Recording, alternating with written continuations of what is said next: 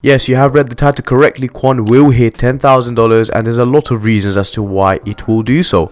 Off the top of my head, I can already start off by saying that they have a Quant Overledger network that if you guys have not heard about, I definitely do recommend that you guys do check that out because it's super unique and definitely a one of a kind in the crypto market space. Hopefully in today's video I can clear out why I think that Quant will actually hit the $10,000 mark, and of course a couple more pointers as to what makes Quant, unique in the crypto market space, where I'll be talking about more about their Overledger network as well as their interoperability feature that a lot of people actually don't know about it or how it works, and I'm here to of course discuss what it is, how it works, and what the best things about it really are.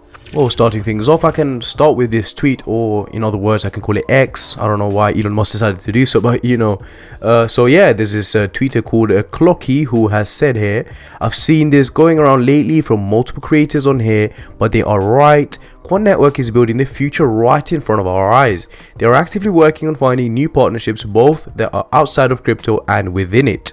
So if you guys are unaware, Quant is not just a crypto coin, but it's actually more of a project with a lot of progress under the works right now. And if you're not following up with Quant and their project, I can definitely say that they're doing a lot of stuff, such as intercombining blockchains, and then of course bringing on a lot of companies, like really huge corporate companies within the networking space, banking space, and of course the well-known and very popular tech space as well. So all of these companies are trying to work together alongside Quant, trying to build up a network, and that's what the tweet over here is talking about. So the QNT token also is building with CBDCs, and this is very surprising news and of course very good news. So we are looking at the QNT token that's actually trying to become a CBDC, or working with CBDC, which makes it a lot more promising and a lot more reliable, as they're trying to become a currency that's actually usable internationally and of course across many platforms, especially the Overledger network. But that is not the only thing that they're currently working on. Most people don't want central bank currencies, but that probably will be the norm within 10 years. But for things to flow more easily, that's the next step to go digital, which is our currency, our money. And off of this statement, we can already understand that Quant is not a cryptocurrency or a crypto project that's trying to sort of grab a lot of customers, a lot of people that can invest within it, but they're just trying to build a network, so something futuristic, something new that can be used throughout and eternally. And it's not like a short-term project, it's a very good long-term project that they're trying to make over here.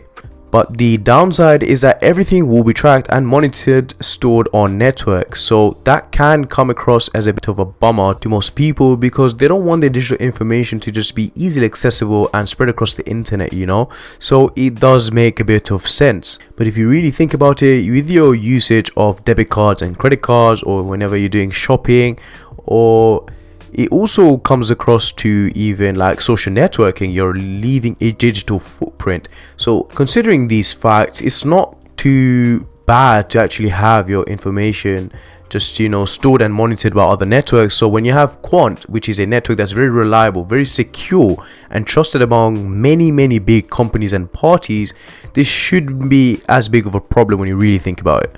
Carrying on, we can read, which I assume most people here are using debit cards or credit cards, as I said now, so they are already tracking way more than 70% of all transactions. The best thing I see Quant is doing is that interoperability will be one of the main things they bring to the table, as it's literally creating a web for all blockchains into one seamless network, better yet connections. And I'm all here for it, and so are many others who want to ride the wave up to capture some of the market share. And you have to look past what you dislike and look at the overall company and the effort they are putting in every day to make it better for the market. Now, of course, we cannot forget the Web 2.0 merge to Web 3.0.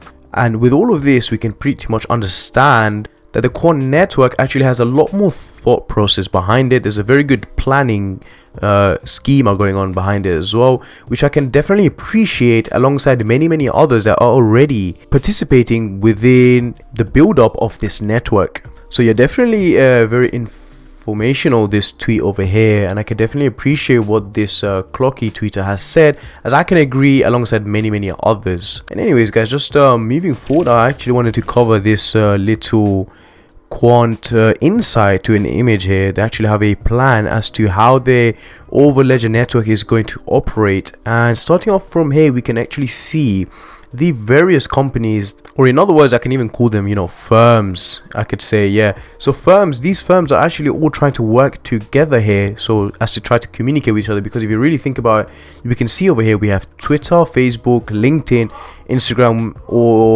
and Instagram, so Reddit as well. Yeah, so all of these are actually social media networking apps, and if all of these try work together, they can already share a lot of data across each other, a lot of information, trends, stuff that can actually help all these apps and all these platforms try grow better together.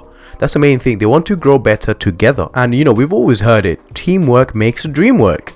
But yeah, that's just what I think anyways. Just moving forward from all of these short social media networking apps, as well as there's other apps here. So we have Dropbox, Spotify, Drive. So these are all part of the IFTTT part of the over-ledger network, and they're all going to be interconnected with a bunch of stuff here, starting off with APIs. And we have three different types here. We have the payment APIs, banking APIs, and the IoT APIs.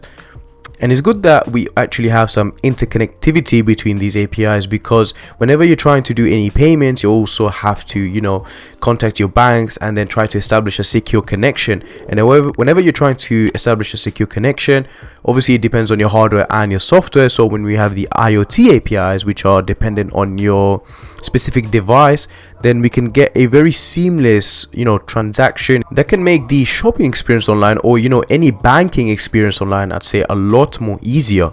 Additional to this, we can also look at the blockchains and enterprise blockchains over here, such as the Bitcoin, Cardano, Ethereum blockchain, which are all going to try to connect with each other, and having the ability to connect to any network, from any network to any network at scale without overhead or limits, does facilitate the process of exchanging currencies and tokens and any other sort of monetary data.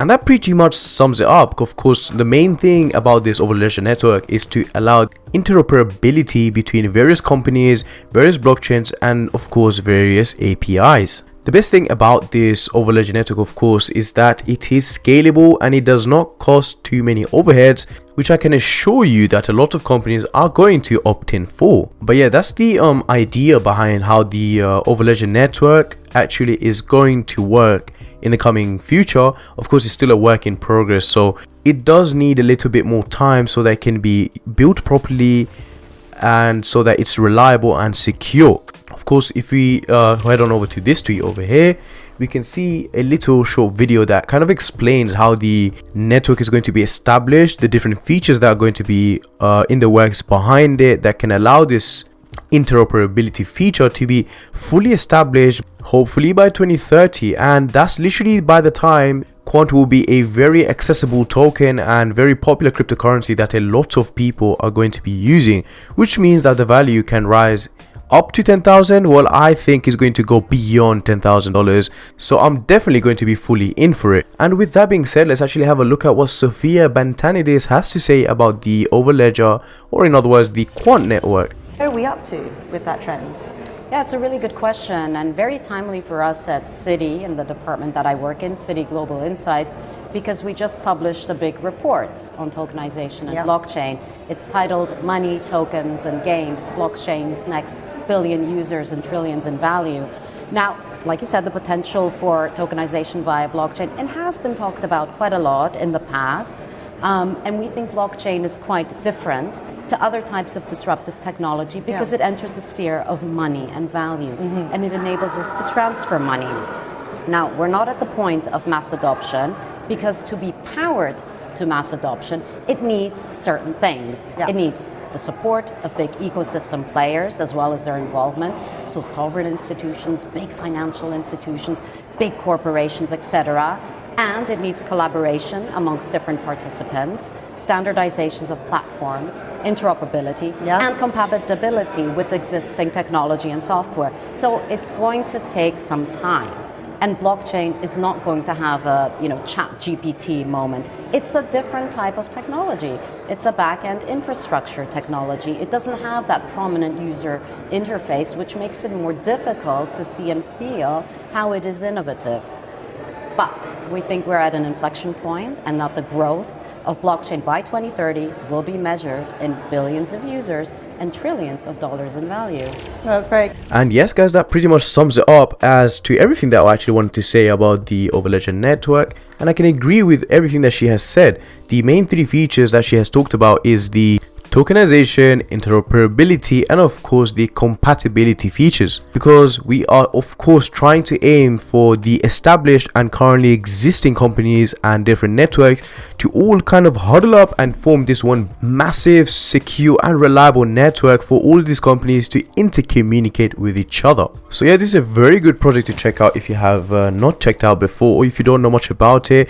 I will of course link the article and the tweets that I have covered in today's video down in the description below, so do check that out. And of course don't forget to do your own research prior to the stuff I have said, because remember, this is not financial advice and this is just stuff I have found myself and I'm just looking to share with all of you guys. And with that being said, I hope to see you guys in the next video.